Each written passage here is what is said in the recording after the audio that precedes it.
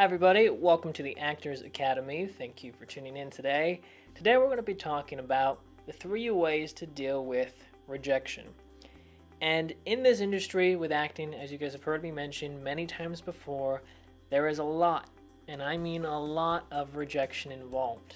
You may audition for 100 parts, and you may get one of those parts out of 100, or you may not get any of those parts. It's a very hard business to be in, especially if you're somebody who can't deal with rejection well, or if you overhype this idea of being an actor thinking, oh, you go and audition for 10 parts, you book one thing, and you're in a Netflix movie. Believe it or not, some people have that perspective on it. But with that being said, there are certain things that you can do to help you deal with rejection or even get over rejection. So there are 3 points to this that I put together that will help you guys through this a little bit more. Point 1 is coming to the realization and really believing and knowing that this is the game of the business and that rejection is involved. That's one of the very first things. Now, this doesn't mean you're going to have a negative mindset. You still go into the auditions in a positive attitude, in a good mood, you being you on your best day.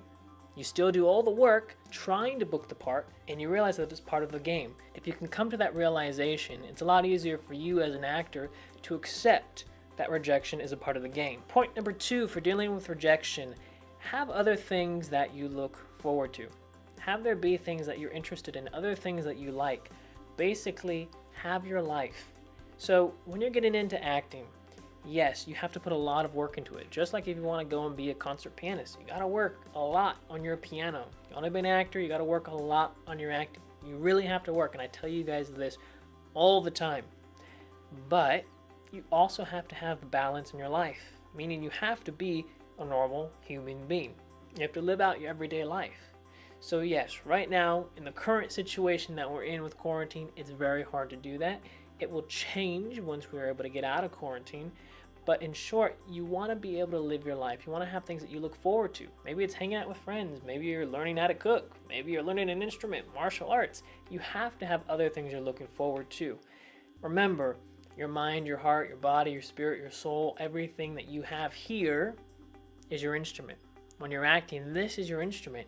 And living a life and doing everyday things allows your instrument to still grow and develop as long as you're doing good things. You know, there are things that can hurt your instrument, but there are also things that can make your instrument better. Life experiences. So you have to have things that you look forward to. If you're just focused on your acting, you're putting all your happiness into whether or not you book a part or you don't book a part.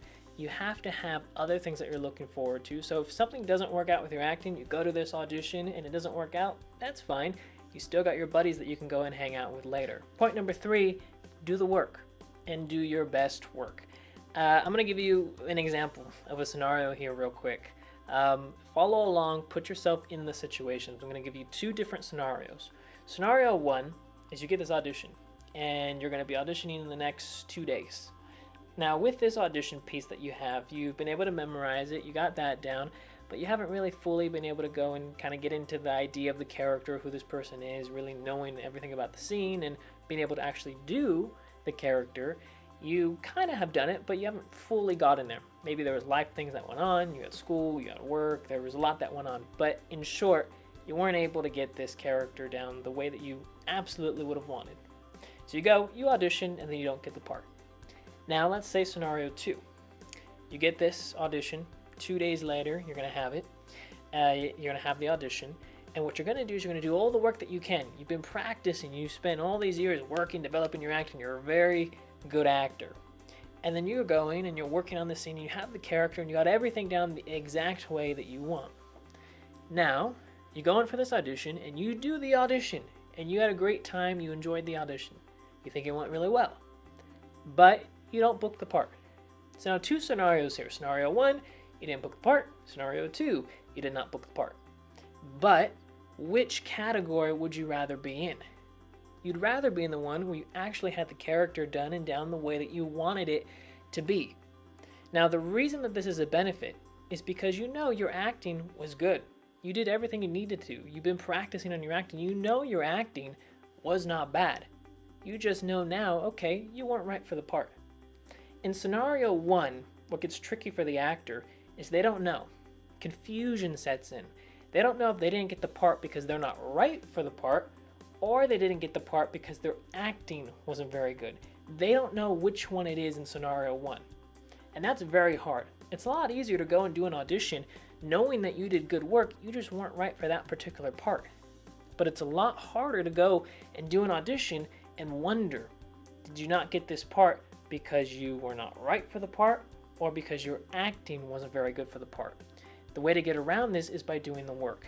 And if you do the work and you actually put in all the time and you're practicing all before then, just because you get an audition now doesn't mean this is when the practice starts. The practice starts the minute you decide to be an actor. So if you decided to be an actor last year, you should be practicing all from last year up until now. And you have all these little other auditions in between, and hopefully you're getting better each and every time.